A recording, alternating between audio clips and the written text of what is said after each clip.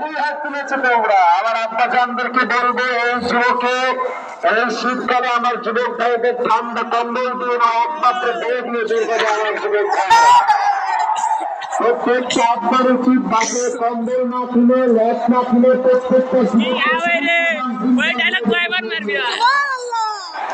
আমরা হারানোর ব্যবসা করে আমরা সব খেলা হচ্ছে মেয়েদের ভেতরে। দেখবা কিছু মেয়ে আছে টাকা চাইলে টাকলার সঙ্গে বিয়ের শুরুতে বসে যায়। আবার কিছু মেয়ে বেশি আছে এতটা দারুণ হয়ে গেছে, পর্যন্ত উঠে যায়।